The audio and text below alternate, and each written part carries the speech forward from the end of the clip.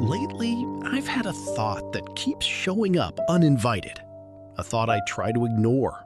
A thought I pretend doesn't bother me. But somehow, it always finds its way back. The thought sounds simple. Too simple, actually. Everyone else seems to be moving forward, and I feel like I'm standing still. I know it's not completely true. I know life isn't a race. I know everyone has different circumstances, different timelines, different opportunities. I've heard all the advice. I've repeated it to myself countless times. And logically, I understand it. But emotions don't always listen to logic. Because sometimes, late at night, when everything becomes quiet, I look around and I start comparing. Not intentionally, almost automatically. Someone is getting married. Someone is buying a house. Someone is starting a business. Someone is advancing in their career.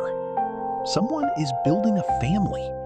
Someone is achieving goals I once imagined for myself. And suddenly, my own life starts feeling smaller. Not because it is, because comparison has a way of shrinking whatever it touches. I think that's what nobody talks about.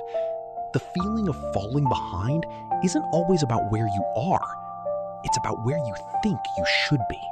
And that gap, that invisible gap between reality and expectation, can become incredibly painful. When I was younger, I had a picture of how life would unfold. Not a detailed one, just a rough outline.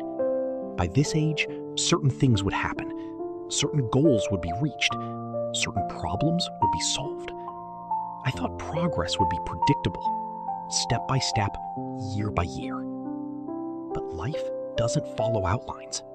Life creates its own version, and often, it looks nothing like the one you imagined. The difficult part is that nobody sees the gap between your expectations and your reality. Only you do. So while everyone else sees your life from the outside, you experience it from the inside. You see every delay, every setback, every missed opportunity, every unfinished goal, every version of the future that never arrived. And over time, those things accumulate, not as failures, but as evidence. Evidence your mind uses to build a dangerous conclusion. You're behind. You're late. You've missed your chance. I know that feeling well. The feeling of watching the calendar move faster than your progress. The feeling of realizing another year has passed. Another birthday. Another chapter. And somehow, you're still waiting for life to feel like it's moving. Still waiting for things to click. Still waiting for the breakthrough you thought would already be here. And the longer you wait, the heavier the pressure becomes. Because now you're not just pursuing goals, you're racing against time. Or at least, that's what it feels like. I think social comparison makes this worse. Not because people are trying to make us feel inadequate, but because we see highlights, achievements, milestones, victories.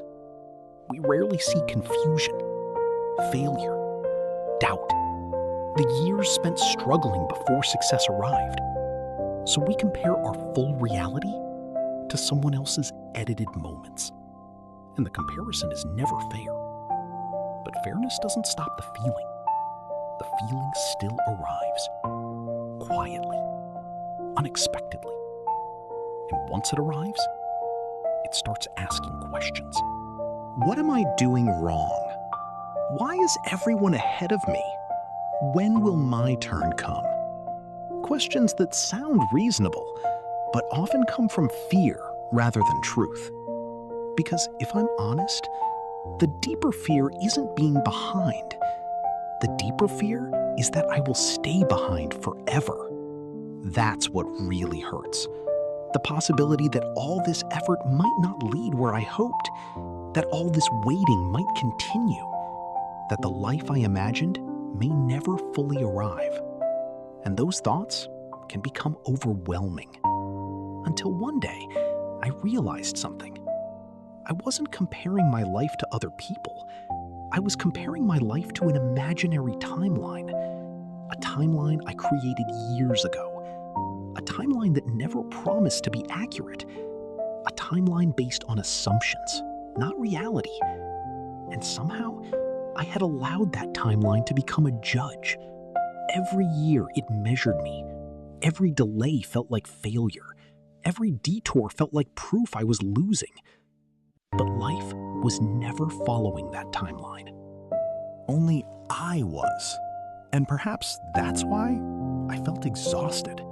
Because I was trying to win a race that didn't actually exist. The older I get, the more I notice something. People arrive at meaningful places through completely different paths. Some find success early, others find it later. Some build families young, others much later. Some discover their purpose at 20, others at 50. And none of those timelines make someone more valuable than someone else. They simply make them different.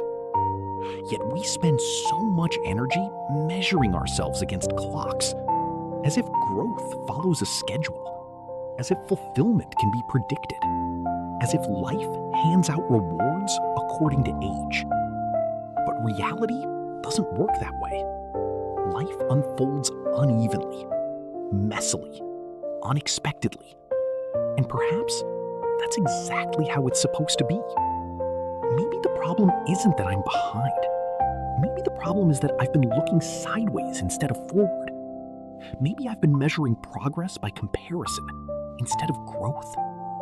Because when I stop comparing, I notice something important. I am not standing still.